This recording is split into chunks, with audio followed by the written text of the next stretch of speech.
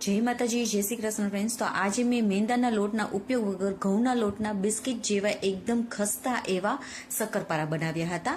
તો તેની માટે સૌપ્રથમ તો અહીંયા મેં 2 કપ જેટલો ઘઉંનો લોટ લઈ લીધો છે। આપણે જે રેગ્યુલર વાપરતા હોય ને તે જ લઈ લેવાનો છે। હવે તેને થોડી વાર સાઈડમાં રાખી દઈશું। એક મિક્સરનું જાર લઈ લઈશું, નાનું છે તે જ મેં લઈ લીધું છે। તો મેં અહીંયા આપણે એકદમ ખસ્તા થાય ને તેની માટે 3 ચમચી જેટલું, 3 મોટી ચમચી જેટલું મેં અહીંયા રવો લઈ લીધો છે। સાથે અડધા કપ જેટલી આપણે ખાંડ લઈ લેવાની છે। આપણે ખાંડની કોઈ ચાસણી નહીં કરીએ કે ખાંડને ઓગાળશું પણ નહીં, એકદમ સરળ રીતથી તમે આવી રીતે બનાવશો ને તો એકદમ ટેસ્ટી અને બહાર જેવા બિસ્કિટ જેવા જ ખસ્તા શક્કરપારા તમારા બનશે। થોડી પિંચ જેટલું આપણે મીઠું એડ કરી દેવાનું છે। સાથે હવે મેં અહીંયા 4 મોટી ચમચી જેટલું ઘી નાખી દીધું છે। ઘીને મેં થોડું નવસેકું ગરમ કરી લીધું હતું અને 4 આપણે મોટી ચમચી જેટલું અહીંયા ઘી નાખવાનું છે। તમે આની જગ્યાએ તેલ પણ નાખી શકો છો, પણ ઘી નાખશો ને તો તેનો ટેસ્ટ એકદમ સરસ આવશે અને આ તમારા શક્કરપારા એકદમ ક્રિસ્પી બનશે। હવે તેને મસળીને આપણે બધાને મિક્સ કરી લેવાનું છે અને આવી રીતે મુઠ્ઠી પડે ને તેટલું આપણે અહીંયા મોણ નાખવાનું છે। જો તમારે આવી રીતે મુઠ્ઠી ના પડતી હોય, હળવા હાથે તમે આવી રીતે કરો ને મુઠ્ઠી ના પડે તો તમારે થોડું 1 ચમચી જેટલું વધારે ઘી નાખી દેવાનું। હવે આપણે અહીંયા થોડું પાણી એડ કરતું જવાનું છે અને તેનો આપણે કઠણ લોટ બાંધવાનો છે। આપણે બિલકુલ ઢીલો નથી બાંધવાનો, થોડો આપણે કઠણ લોટ જ બાંધવાનો છે।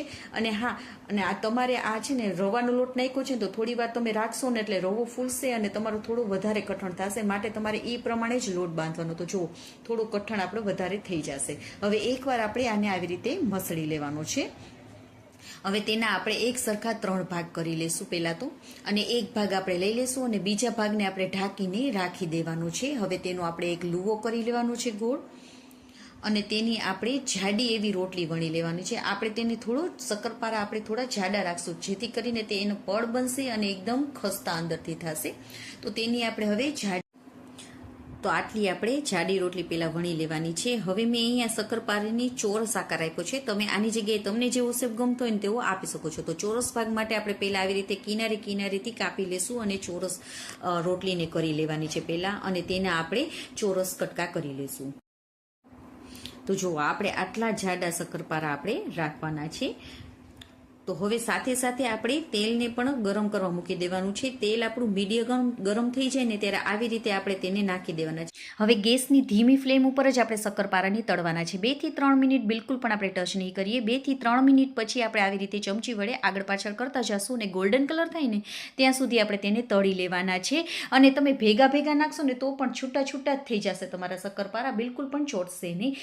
અને જ્યારે આ શક્કરપારા તળાશે ને ત્યારે તમને થોડા સોફ્ટ હોય એવા લાગશે, પણ જેમ તે ઠંડા થતા જશે ને તે એકદમ ક્રિસ્પી ખસ્તા બનીને તૈયાર થઈ જશે। તો બાળકોને તો આ શક્કરપારા ખૂબ જ પસંદ આવશે। તો તમે પણ આવી રીતે જરૂરથી ટ્રાય કરજો।